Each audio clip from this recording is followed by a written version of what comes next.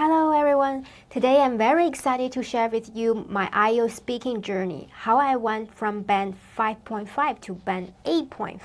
I remember that when I increased my score from 5.5 to band 7, it took me almost 3 months and around 3 to 4 hours per day practice and memorizing those answers. But when my score went from band 7 to band 8, it only took me about 14 days. So why did I take less time to score a band 8 than score a band 7? Let me share with you my journey. My first attempt was only band 5.5. I remember that when the examiner asked me a question like, what do you enjoy doing in your spare time? I would answer, I really enjoy going to the gym because it makes me feel very relaxed. That's it. As you can tell, it's a very short answer because I had no idea about how to expand the answer. And when it came to questions like, do you like swimming? Why or why not? Or what type of flowers do you like the most? Stuff that I had never thought about it in my day-to-day life. Definitely, I didn't know how to answer them in English. I only gave the examiner one-sentence answers. As I reflected after the exam, I realized that being able to speak English in your daily life doesn't mean you can automatically score high in the IELTS exam. Because the exam is all about testing your ability to use precise expressions to discuss a variety of topics fluently and coherently, as it is written in the band descriptions. A few years later, I needed to score a band 7 in order to get into the Master of Teaching major in the University of Melbourne. So I enrolled in an IELTS preparation course and learned some exam techniques. This time in the exam, one asked, what do you like doing in your spare time? I would give an answer like this. I'm really into working out. The primary reason is that it can help me relieve stress, contributing to my mental health. It is also due to the fact that it can boost my mood, which facilitates learning efficiency. So you might have noticed that the response is longer and includes a lot of collocations. But the problem is that it still doesn't sound like a native speaker talking to you. Now I'm going to share with you the 3 key strategies that I used in this round of preparation and which ones are not effective anymore in today's exam preparation. Firstly, I wrote down answers for all the predictable questions. These questions are from extra exams and they change every 4 months. New questions are released in January, May, and September. With these prepared questions, I managed to stay super calm in the exam and intentionally used some complex expressions. This strategy is still necessary in today's exam preparation unless you are from a country where English is widely spoken, such as Malaysia or Singapore. However, there are less time-consuming ways to prepare for these answers, which I will talk about later in my Band 7 to Band 8 story. Number 2, for different types of questions in Part 1 and Part 3, I followed a fixed structure to expand the answers. For example, the question from my previous exam, what do you like doing in your spare time? The structure goes like, the first sentence will be yes or no, I'm really into it, or I'm not really into it. Then it is followed by the primary reason is that blah, blah, blah, blah. It is also due to the fact that blah, blah, blah, blah, blah, blah. So in this case, when it comes to the same type of questions, I don't have to think about how to connect my ideas. And for one type of questions, I usually have 3 to 4 sets of fixed structures to expand the answers to avoid the same type of answers. This technique is no longer useful in today's exams as more and more students use these memorized structures. Examiners can actually tell when answers are prepared in advance, which can give you an extremely low score. Number 3, for all the ideas for Part 1 and Part 3, about 80 to 90% of them I didn't know how to answer.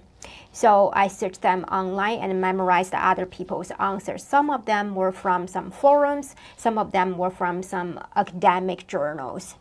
And for example, if I needed to talk about whether you think it's necessary to teach children how to swim, I would go to Google to put the benefits of teaching children how to swim. For each question, I found 2 reasons to explain them. And I tried to pick up some big words. For example, scrumptious and raining cats and dogs. This kind of idiomatic expressions. That's why all my answers sound very knowledgeable and generic. But this technique is extremely risky and time-consuming in today's exam preparation. Number 1, it can be considered as cheating because when you use these generic reasons to answer those questions, examiners can sense that you just Googled them. For example, when it comes to swimming, you basically talk about swimming can improve our lung capacity, which can enhance my cardiovascular functions. Although I scored a band 7, I shouldn't have put so much time and effort in preparing for that exam. In my journey from band 7 to band 8, I discovered a much easier way to prepare for the exam that didn't involve memorizing all the answers. All you need to do is to understand yourself. Here's how you can do it. Before delving into the strategies that I used to increase my score to band 8 for only 14 days, let me give you an example of a band 8 answer. When the examiner asked me, what do you like doing in your spare time? I would say, I love going to the gym. Actually, I've been keeping this habit for almost a decade. I've never thought about why. It just has become a part of my life. If I had to give you a reason, I would say it seems that every time after I work out, I find myself less lethargic and can easily come up with more creative ideas.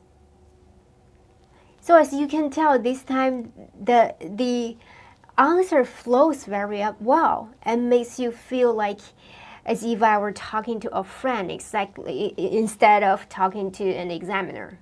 So that's the feeling you want to give to the examiner when you are in the actual test. So what I did differently this time. Number 1, instead of memorizing all the answers for all the questions, I decided to only talk about myself. I created four reasons for part 1. So these are the reasons that I usually use to make decisions in my life instead of other people's answers. For example, I noticed that I'm a minimalist. I love working out, and I also love reading. So in part 1, when the examiner asked me, do you like shopping? I can just say, no, I don't like it at all because I'm a minimalist. I don't want to spend time and money on unnecessary things. And if I'm asked about the decoration of your home, I can always use the same type of answer. Definitely I need to prepare more things to talk about around this topic, but I don't have to memorize different reasons to explain a variety of topics. Okay, and number 2 is that I used only one story instead of talking to an examiner. That one story can be modified to answer about 80 to 90% of the part 2 stories.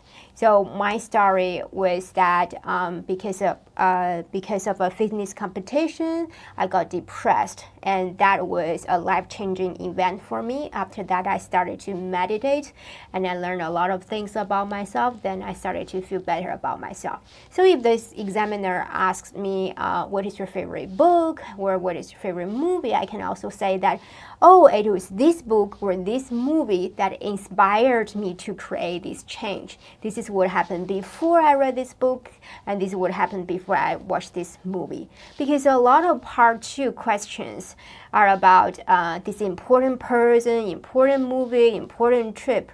And you can all sort of change the way you talk about this story to fit in that question.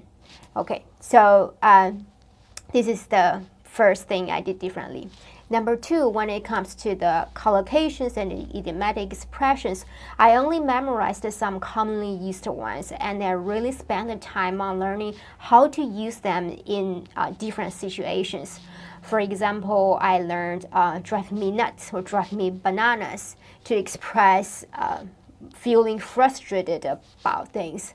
I also learned I have so many things on my plate because there was a period of time I was super stressed and anxious about so many things going on in my life that made me feel so overwhelmed.